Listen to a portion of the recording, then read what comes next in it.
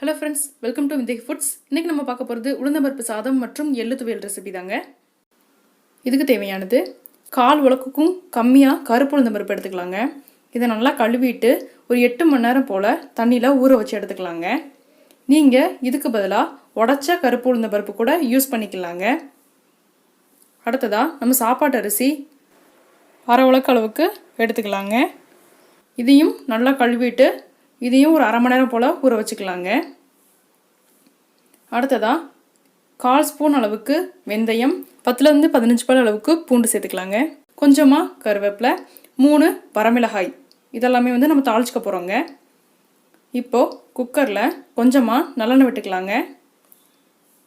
எண்ணெய் நல்லா சூடானதுக்கப்புறமா நம்ம எடுத்து வச்சுருக்கிற வெந்தயமும் வெள்ளைப்பூடையும் சேர்த்து நல்லா வதக்கிக்கலாங்க. வெந்தயம் நல்லா பொரிஞ்சதுக்கு அப்புறமா நம்ம எடுத்து வச்சுருக்கிற கருவேப்பிலையும் வரமிளகாயும் சேர்த்துக்கலாங்க. முதலே சேர்த்திங்கன்னா கருவிடும். இதை லைட்டாக வதக்கிக்குங்க. இதோட வாசமே நம்மளுக்கு ரொம்பவே அருமையாக இருக்குங்க. இது கூட ஒரு 1/4 ஸ்பூன் அளவுக்கு மஞ்சள் தூள் சேர்த்துக்கலாங்க. 2லேருந்து 2.25 உலக்கு தண்ணி சேர்த்துக்கலாங்க. இதுக்கு நம்ம 1/2 உலக்கு அளவுக்கு அரிசி எடுத்துருக்கோங்க. அரிசியில் 3ல் 1 பங்கு அளவுக்கு கருப்பு உளுந்தம்பருப்பு எடுத்துருக்கோம். இது 3/4 உலக்குக்கும் கம்மி தாங்க. அடுத்ததாக இந்த டிஷ்ஷுக்கு தேவையான அளவுக்கு உப்பு சேர்த்துடலாங்க. இதை ஒரு மூடி போட்டு மூடி நல்லா கொதி வர்ற அளவுக்கு விட்டுருங்க. இப்போ பாருங்கள், உளுந்தம்பருப்பு நல்லாவே ஊறிடுச்சு. நீங்கள் உடச்ச உளுந்தம்பருப்பு எடுத்தீங்கன்னா இவ்வளோ நேரம் ஊற வைக்கணும்னு அவசியம் கிடையாதுங்க. நீங்கள் அரிசி கூட சேர்ந்து ஒரு 1/2 மணி நேரம் போல் ஊற வச்சாலே போதும்.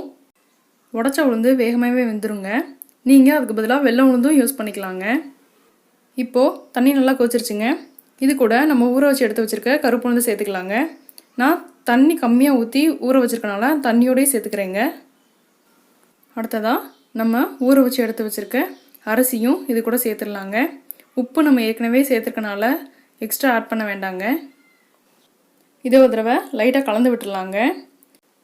இதை காலையில் பிரேக்ஃபாஸ்ட்டாவோ அல்லது மதியம் லஞ்சாவோ எடுத்துக்கோங்க. நைட் சாப்பாட்டுக்கு இதை எடுத்துக்க வேண்டாங்க. இப்போது குக்கர் மூடி போட்டுட்டு இதை லோவிலேருந்து மீடியம் ஃப்ளேமில் ஒரு 4 அல்லது 5 விசில் விட்டுக்கலாங்க. சாதம் ஒன்றோட ஒன்று ஒட்டாமல் இருக்கணும்னா 3 விசில் விட்டுக்கோங்க. நான் இன்றைக்கி 4 விசில் விட்டு எடுத்து வச்சுக்கிறேங்க. இப்போ பாருங்கள், இதை ஓப்பன் பண்ணிடலாம். 4 விசில் வந்துருச்சு. பாருங்கள், நம்மளோட சாதம் சூப்பராக ரெடி ஆயிடுச்சு. பருப்பும் நல்லாவே வெந்திருக்குங்க. நீங்கள் தொளி இல்லாத உளுந்தம்பருப்பும் சேர்த்து செய்யலாங்க, அதுவும் நல்லாயிருக்கும். இதில் பருப்பை ஊற வைக்கிறதுக்கு முன்னாடியே அரிசியும் பருப்பும் சேர்ந்து 1 பங்கு அப்படின்னா அதுக்கு 3 பங்கு அளவுக்கு தண்ணி விட்டிங்கன்னா கரெக்டாக இருக்குங்க. கரெக்டாக வெந்து வரும். ரொம்பவே டேஸ்டியான, ரொம்பவே ஹெல்த்தியான ஒரு டிஷ்ஷுங்க.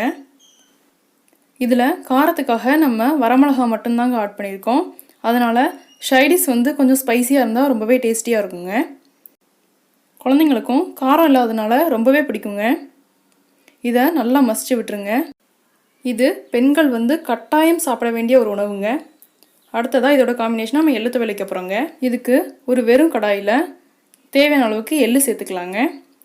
இது கூட 2 வரமிளகாய், 7லேருந்து 8 பல் அளவுக்கு பூண்டு சேர்த்துக்கலாங்க.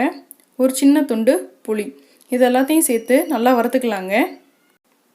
அடுப்பை மீடியம்லேயே வச்சுருங்க, இல்லை அப்படின்னா எள்ளு கருகிடுங்க. எள்ளு லேசாக பொரிய ஆரம்பிச்சதுமே அடுப்பை ஆஃப் பண்ணிவிட்டு இறக்கிடலாங்க. பாருங்கள், எள்ளு வெடிக்க ஆரம்பிச்சிருச்சு. இந்த ஸ்டேஜில் நம்ம அடுப்பை ஆஃப் பண்ணிடலாங்க. இது கூட நம்ம இப்போது தேவையான அளவுக்கு உப்பு சேர்த்து மிக்சியில் அரைச்சி எடுத்துடலாங்க.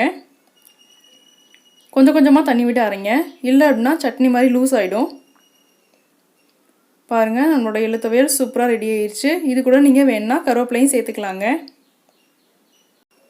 இன்றைக்கி இது கூட ஸ்பைசியாக ஒரு நெத்திலி கருவாடு தொக்கு பண்ணியிருக்கேங்க. இது எப்படி பண்ணலான்னு நம்ம அடுத்த வீடியோவில் பார்க்கலாம். ரொம்பவே டேஸ்டியாக இருக்கும்.